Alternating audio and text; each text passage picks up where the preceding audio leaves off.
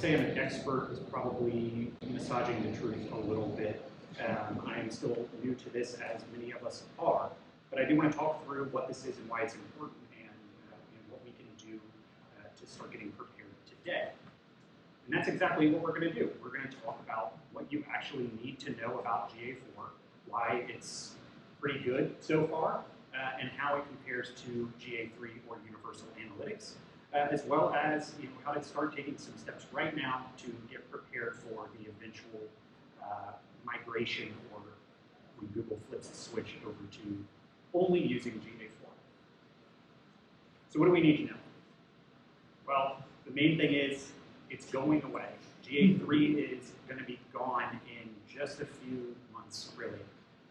If you're me, you were on a plane to Las Vegas when you got an email from Google stating that the current analytics was going to be deprecated, that they would no longer collect data starting on July 1st, and you had a full-blown panic attack before getting off the ground in Richmond. But that is what Google did. They said, hey, come July 1st, we are no longer supporting Universal Analytics, and your current analytics data will only remain for about 6 months after that date. But it's been a while now since all other properties, anything new that you create through Google Analytics, does default to GA4. So this is now the standard for what we're working with here. And it's good now to start now, one, because you're going to get a competitive advantage. You're going to start learning faster than maybe some of your other competitors. But more importantly, in my case at least as an analyst, you're going to get historical data sooner. If you start today, you'll get year-over-year data a year from now before everything is deprecated. Or if you're like us, and for some of your accounts you started before that, right, we're already starting to build out these data streams and can start making comparisons sooner. We know that's really valuable in day-to-day work, and that's something that we want to be able to do more quickly rather than starting on July 1st. So essentially, although Google is rolling this out in July, or shutting everything off in July, really I would say you have until about June if you care about long-term comparisons. If you have SEO campaigns, for instance, which is my bread and butter, you need that long-term data to really understand the effectiveness of marketing that you can forth. Something you should know about GA4 and the key difference from Universal Analytics or GA3, I might swap between what I call them, is that it is a completely different measurement model. We're using a new measurement protocol for how they're actually collecting data and incorporating that with Firebase Analytics and Google Signals. Don't need to worry too much about the details there, but it's all to say there's a completely new or different way of collecting and processing data from what we are typically using today. In GA3 or Universal Analytics, we think about things like sessions and hits. All of these different interactions that have different scopes and nitty-gritty that affects the way that you can combine and compare and contrast the different metrics that you're looking at every day. But GA4 uses events and parameters and is taking a much more user-centric model, a much more user-centric approach, meaning that we are now able to track more effectively across devices, across platforms, and across different web experiences that you might have for your business or for your clients' businesses. All this is to say that we now can build a better and clearer and more detailed view of what users are doing over time and what they are more likely to do in the future. So today, now with GA4, every user interaction is a simple unified event, which just means we have more detail. And each of those have parameters associated with them. Those are the qualifiers, how much somebody paid for something, what URL they clicked on when they entered the site. And we get a lot of detail with those as well, because we have a lot more flexibility. In addition to the events that parameters that are automatically tracked with each event, we can set up to 25 custom parameters for every single metric that we might want to report. Meaning you can go as detailed as you want with your setup, but it does require some additional work on your part. We're also moving from thinking about goals and events as they are today to just simplified conversions, which are just important events. It's just labels. So if you're using Universal Analytics today, you probably set up goals for your various views. And it's actually not that different from GA3. Goals are just actions on the site with certain parameters that we've said, this is important and this makes me money. And that's exactly what we are doing when we are labeling conversions in GA4. So although they're using completely different terminology, it's not that different, it's not that scary, it's not as big of a transition as it might seem like when you're reading some of their initial documentation.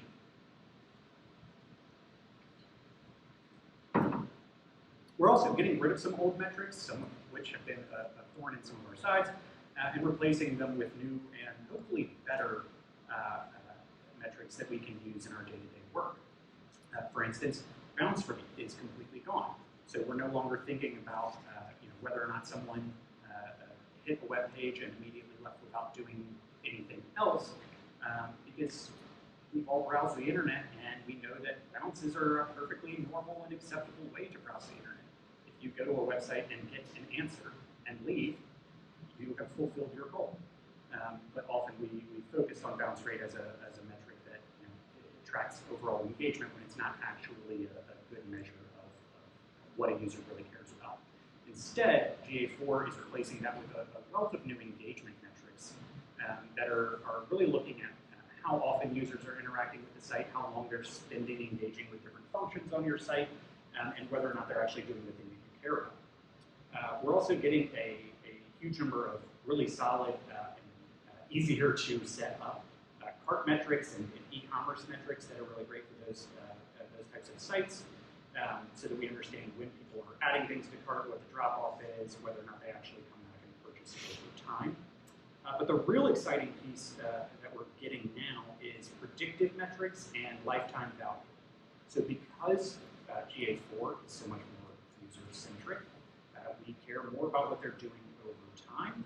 And so GA4 is going to attempt to figure out what people are going to do next. GA4 will expose things like predicted churn rate, the likelihood that someone who visited within the last 7 days will actually come back again and do something on the site. They are recording and reporting on lifetime value based on your conversions so that you can understand what the average amount of money any given user will make your business. As well as their predicted top spenders to understand which of your users are your most valuable so that you can start building cohorts and adapting your digital marketing to target those most valuable users. A lot of this is based on machine learning insights that are now available within GA4. Key pieces and automated alerts that used to be completely relegated to high-paying GA360 customers are now available to a much wider array of users. But because it's based on machine learning, it's not perfect. You still need human intervention. You still need someone to tell you the so what, someone to think creatively about what to actually do with the information you're being given. But it's pretty great. There isn't today in GA3 a really good way to set up alerts like we have here. You're stuck with some pretty narrow definitions of what you're allowed to alert yourself to versus what they're exposing here, like things like, hey, your predicted user or your most valuable users are dropping off the map and you need to figure out why. Can I ask one question on that? Sure. So we were talking about machine learning insights and input metrics. I've done different research and seen different things, so I'm trying to get a graph of this. You look at predictive metrics, it's going to show you different models of views based on whatever data you might be looking for. Different models of views? Yes. What do you mean by that? So for example, say you're looking at a whole page of your website and you say this is predictive behavior, you can see X, Y, and Z, or you put like a different scenario that's like a little bit maybe a whole page promo outside there or versus something else. Yeah, so there's plenty of different ways to segment this data, and you can pretty much slice and dice it any way that you want. So some of these alerts are going to be based on the types of segmentation or the types of cohorts that you've set up within it. So there is still an element of that customization that's available to you there, but it's still going to be kind of only as good as the work that you put into the setup of your account or your data stream. Did I answer your question? Yes, it is. Cool. We also have a wealth of new reporting options called explorations. This is another feature that was previously only available to Google Analytics 360 users. And these are automated and customizable visualizations that are really great at exposing the different pathways that users might take across your site. So they're pretty easy to navigate to, and they're adding more every day. This is from the Google Merchandising demo account, which is available to everyone, and I definitely encourage you to go play around in. But basically what we get here is a way to visualize where users are dropping off, where they're hitting snags, points of frustration, so that ultimately we can do something about it. Again, these reports are not going to tell you exactly what to go do, what points of friction or frustration to remove from your website. You need to still do that legwork to figure it out on your own. But what this can help is more easily expose where those points of friction are in a way that we have only had access to in the past if you have somebody who's really good at data visualization within your org. That's a lot of the key differences, or a lot of the things to know today. There's a lot more, but we don't need to get too into the technical weeds until we get to Q&A probably. But I do want to jump into what steps we can take today to start getting prepared. We've got a 4 or 5 step migration plan that you can follow. Some of it's pretty straightforward, some of it is less so, and a lot of it's based on what you actually want to get out of your data. The first thing we need to do though, before we start setting up tags, before we start configuring custom events and metrics, is figure out what our digital measurement model actually looks like. So it's really important to understand what you need to measure. GA4 out of the box measures a certain number of metrics and dimensions, but it's much more customizable, meaning it doesn't do almost everything right out of the box like GA3 does today. You have to go set up custom events and metrics, and so it's important if you're going to prioritize your time to understand what the most important things are to actually measure. And that really starts with your business objectives. Being honest with yourself about what your business is trying to achieve. That can be, over the long term, centuries into the future, or it can be, this quarter.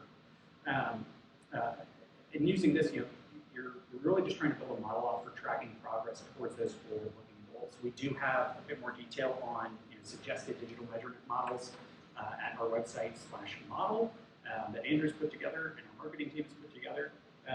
But just to show you kind of what it looks like in practice, we can take a look at our fictional company here, Wayland-Yutani Corp, who is attempting to build better worlds.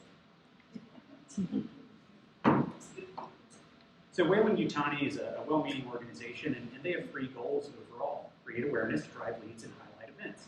And how those translate into website goals are really in reinforcing offline advertising and measuring total sessions and branded clicks, driving email capture leads about maybe their, biological weapons development or whatever it is that our company does, capturing leads for their contact lists via conversions of we'll call newsletter signups and white paper downloads, as well as highlight events, engaging their local communities and colonies on off-world planets through these local events, and they're going to measure that by visitor engagement using some of the enhanced metrics that GA4 has to offer, but generally we're looking at repeat visits from users to the website. This doesn't have to be some enormous thing that you spend days and days and days creating, right? Just think about what your website does, what actions you have on your website that actually track back to your business objectives, and whether or not you can measure those through your configuration. Once you've done that, you can actually start setting things up. And that's exactly what you need to do as a step 2, is install just some basic tracking and getting to know the platform. Setting up GA4, at least for the out-of-the-box configuration, is just as simple as setting up any other previous version of Analytics, or at least GA3. First, you need to create a new GA4 property from your Google Analytics admin section. They have a setup assistant. Set up a number of these. Y'all, it's like 3 clicks. It is very easy to do to create that new property, but that doesn't actually track anything yet. When you set up the new property, first you have to decide what out of the enhanced measurement suite you should track. This is from our actual GA4 account for workshopdigital.com, and we have chosen just to track everything out of the box.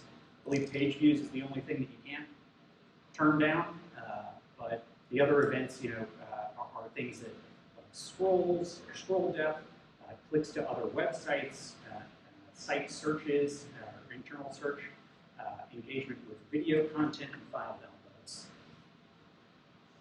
Which is actually kind of nice. If you've been using GA3 for a long time, you know that pretty much everything here besides page views requires additional custom setup, deployment of tags through GTM. So right out of the gate, we do actually get some more engaging metrics that we might care about that we wouldn't have otherwise unless we were spending all day in Tag Manager figuring out how to track a YouTube and play progress. You can publish your tags once you're actually ready and need to deploy to the site. You can publish your tags two ways, just like you can today. Either through hard coding it on your site, which I can't recommend highly enough against, unless you have a really strong and on-it development team, which a lot of folks do. Or, and the way I prefer it, is through Google Tag Manager, which allows you a bit more flexibility, a bit better documentation, and makes it really easier on your marketing teams, which is, of course, my #1 objective, making my own job easier. Once you've actually deployed across your site, you're ready to go for the most part. We still need to think about the custom events and other data connections that need to happen so that we are actually tracking the things that we documented in our digital measurement model. So first, let's take a look at custom event setup. You need to ask yourself a few questions. What data sources do you need to actually link to your GA4 account or data stream? Things like Google Ads, Google Search Console, BigQuery databases, anything that is collecting or housing website data or online data that is completely outside of your tracking within GA4.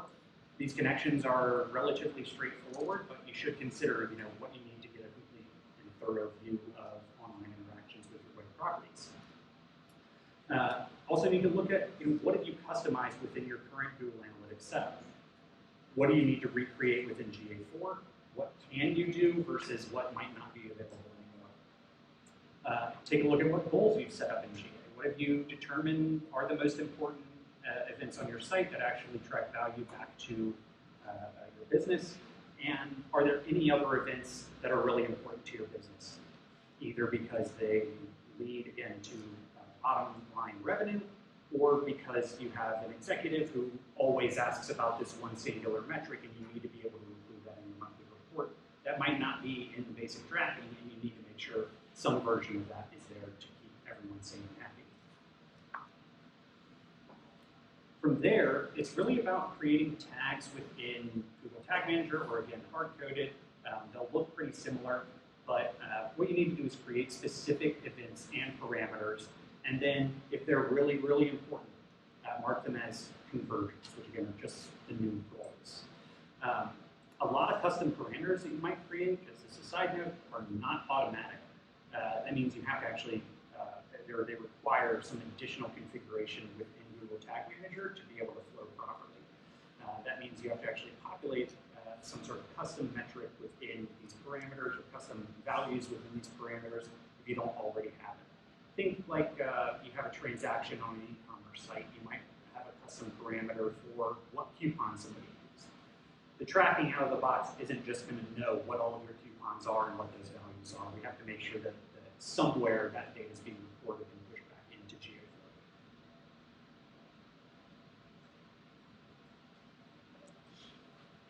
GA4. Last thing that we need to do, of course, is update our existing reports. If you don't do this on July 1st, or I guess July 2nd, none of your reports are going to show any accurate data. They're done. They're only going to show the previous month. So if you have any reporting set up for something like Google Data Studio, you need to make sure to update those with the new metrics. This might, in some cases, mean a complete overhaul of all of your reports. So another reason why it's good to get started early. There aren't one-to-one matches with all of our metrics and dimensions in GA3. So we need to start thinking ahead and planning for what we actually need to swap within our current reporting structures today.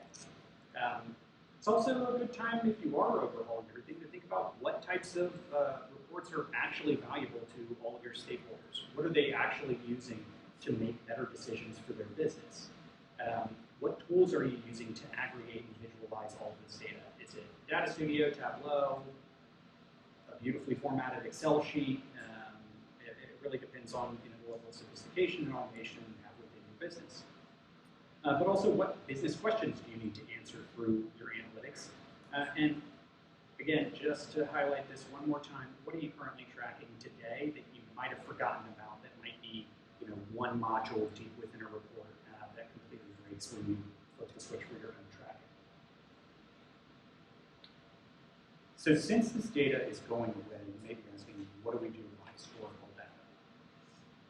Of course, it depends. That's what they pay consultants big bucks to say, is it depends. But really it depends on what you care about within your historical data. Because it's only going to last until, if I'm doing my math right, I'm not a math guy, until about February 2024, 6 months from the switch flip, that they will no longer house that data for you. Well, if you need it in February, what are you going to do? How much of it do you actually need to preserve for that future analysis? Start thinking about that now, because that will inform how much storage space effectively you need to house all of this data. Do you need a year? Do you need 2 years? Or do you need the entire lifetime and all metrics associated with the account? Because that could represent $5 a month in online data storage, or 500, which can really impact certain businesses. And of course, how will you store it? Start thinking about whether or not a spreadsheet is good enough for your organization and your needs for the future, or whether you need to actually set up a SQL database that's easy to access for everyone within your organization. The good news about the question of historical data is, after a certain amount of time, it won't matter anymore.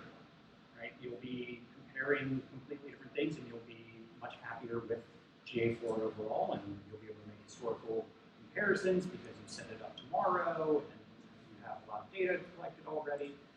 So it's not something you need to really worry about over the long term, unless you are really thinking about how your marketing campaigns are performing from year to year to year, and need that extra layer. Something to note is that there may always be scenarios where you do need data further back than you anticipated, such as, I don't know, a year like 2020, where every single industry's analytics got completely blown up and everyone needed to compare to 2019 instead. So just think about the potential of major changes to your industry or your data that might necessitate a longer look within your information. That's it, folks. Take some questions.